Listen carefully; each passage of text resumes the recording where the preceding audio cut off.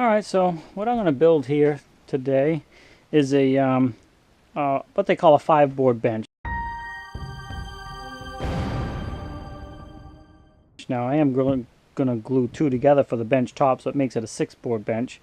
But anyway, essentially that's what it's going to be. So what I've done is just taken a couple boards, I ran them on the table saw to get them as smooth as I can on the edge, good and square. I'll put some glue down here. I've run some pocket holes in here to screw it together. So we're going to go ahead and put some glue on it now and do that.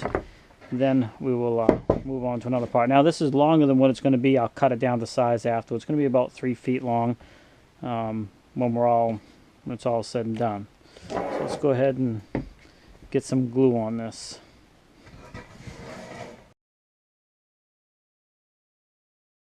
You want to make sure the glue is on all the surface.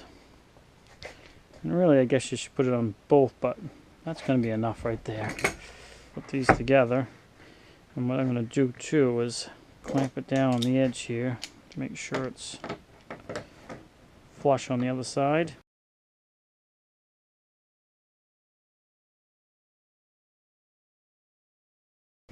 I know a couple of these pocket holes are going to be cut off when it's all done. That's alright. For the gluing process, it'll help keep it all tight. The flatter you get it now, the easier it's going to be for getting it smooth. Alright, we'll let that dry, and that will eventually be the bench. So we'll set that aside for now. Alright, so I'm just drilling a few holes here for each of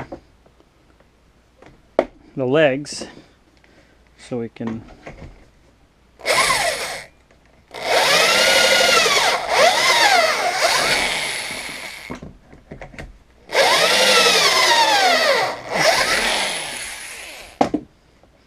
and the 8 legs are going to be about 18 inches, so we'll go a little bit more than that.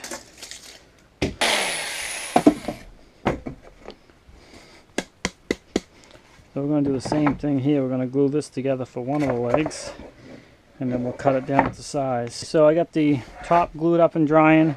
These would be the 2 legs. And now what I'm going to do is I'm going to rip this down right in the center, and this will be the like the little trim that goes underneath the seat, and the legs will be in behind. So we're going to go ahead and rip this down in half. Okay, so this is what we got so far. Just kind of roughly set it together here. It's nothing's attached, just sitting here, but those are recessed in a little bit. Get your legs. I am going to cut out a curve so you're not sitting on this whole flat surface here, and I will pocket hole these in to the bench top as well. My only concern is this bench, they want it higher than a normal bench because they're going to be using it to sit at the table, but very rarely. If they have an extra person over the house or something, they want to have a spot for them to sit. So I'm concerned about the width of it not being wide enough because of the legs. So I don't know if maybe I gotta add to the legs here to give it more stability, and maybe do like a decorative curve here. I think that's what I might end up doing, so there's more wider legs down here because it's awful narrow. So I might modify that part of the legs so it's a wider base. So you can see here, let me just shut this off so I don't get hit with copyright strike. What I did is well, that's what I did.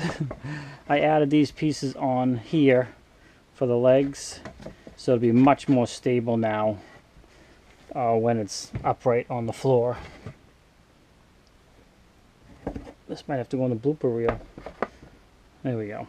So what I will do is I will cut this with the bandsaw and give it more of like a little curve to it. So as I said there, I was going to put a curve to these so it'll be a lot better when it's on the floor. Be nice and sturdy and not just this very narrow spot. So I went and just used, this is an adapter to my planer for the vacuum, and I just put it this way for the first mark, and then on this side for the second mark, and then I just duplicated it. And then I just laid this one on top of the other leg, copied it, and we're going to go ahead and cut that out on the bandsaw here real quick, and then we'll be done with that part of it.